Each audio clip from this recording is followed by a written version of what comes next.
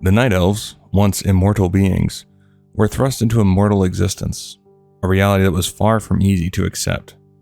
The harsh realities of aging, disease, and frailty were alien concepts to them, and many struggled to adapt.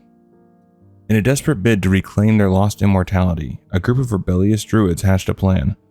They sought to plant a unique tree, one that would bridge the gap between their spirits and the eternal realm.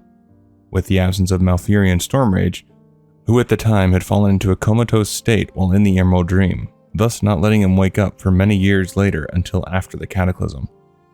The mantle of leadership fell upon Fandral Staghelm. He was the driving force behind the desire to plant this new world tree. In a blink of an eye, Staghelm and his druidic companions had planted the majestic tree, Teldrassil, off the tempestuous northern shores of Kalimdor. Under their diligent care, the tree grew at an astonishing rate, its top piercing the clouds.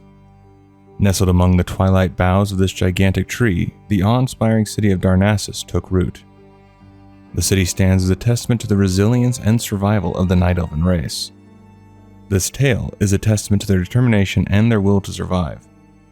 Even though they made Teldrassil, it did not grant them back their immortality. That ability came from Nosdormu blessing Nordrassil, which was the original tree that granted them their immortality, which sat atop Mount Hyjal.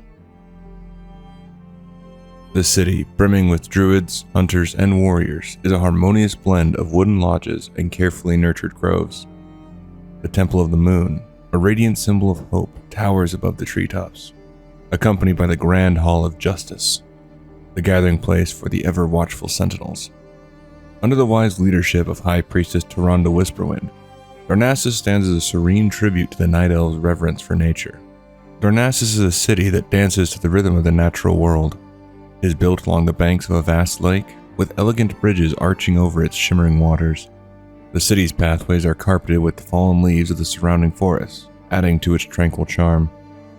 In the aftermath of the Third War, Darnassus emerged as the new capital of the Night Elves.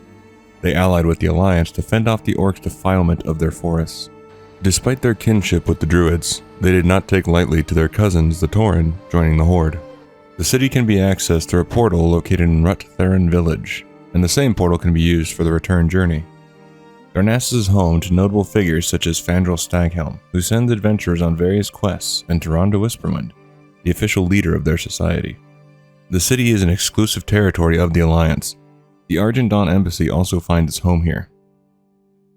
After a long absence in the Emerald Dream, Malfurion made a triumphant return. He played a crucial role in the capture of Fandral, who had been driven to madness by the sinister Lord Xavius, leading to the corruption of Teldrassil. Malfurion, along with a group of dedicated druids and the combined might of Alexstrasza and Ysera, managed to cleanse and bless the tree. Now, Archdruid Stormrage stands proudly in the Temple of the Moon, side by side with his cherished one.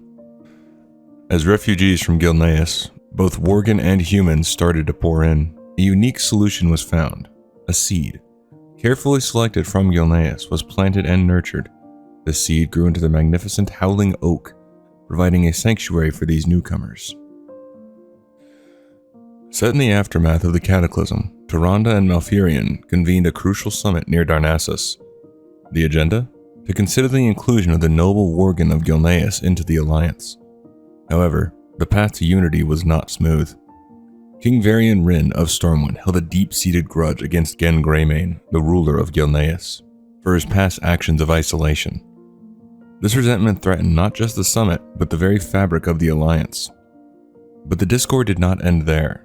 Darnassus, once a haven for the immortal Night Elves, was now a place of unease as they grappled with the reality of aging and mortality.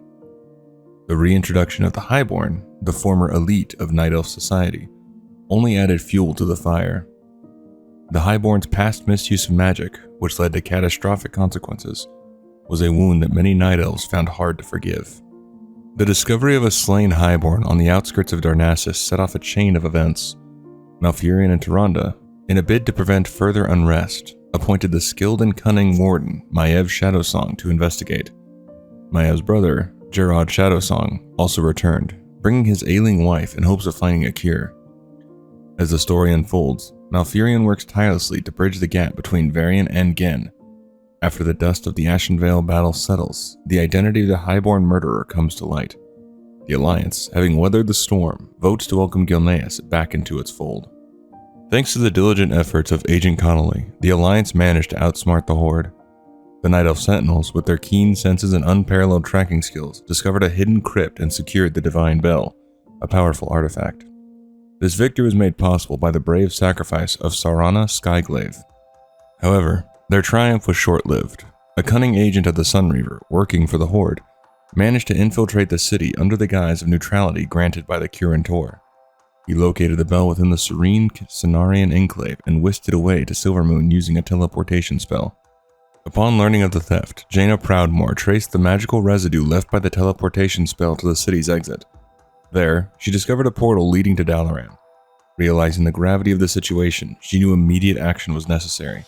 This marked the beginning of the Purge of Dalaran, which was a civil war within the Kirin Tor that took place as part of the Alliance Horde War on Pandaria. We now approach the most infamous event in Darnassus history, the burning of Teldrassil. Officially known as the War of the Thorns, this monumental event warrants its own dedicated discussion.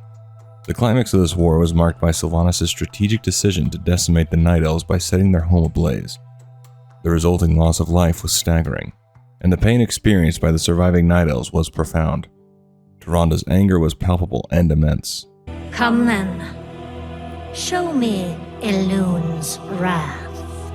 Elune gave me her strength. The wrath is mine alone! This unforgettable scene is likely etched in the memory of any Warcraft enthusiast.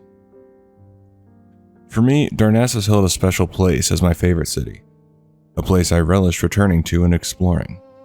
Although we can revisit it through the Bronze Dragons, the sight of its charred remains is heart-wrenching. During the burning, adventurers are tasked with a rescue mission, striving to save as many inhabitants as possible. I recall embarking on this with a fierce determination to save as many lives as I could, despite the harsh reality that not everyone could be saved. And that's going to do it for this one, but hopefully you did enjoy. If you did make it this far, maybe consider liking and subscribing. It really helps the channel out. And let me know down below if you also have a favorite capital city to visit. I'm curious how many other people enjoyed Darnassus as much as I do. Alrighty, I'll see you in the next one. Take care of yourself.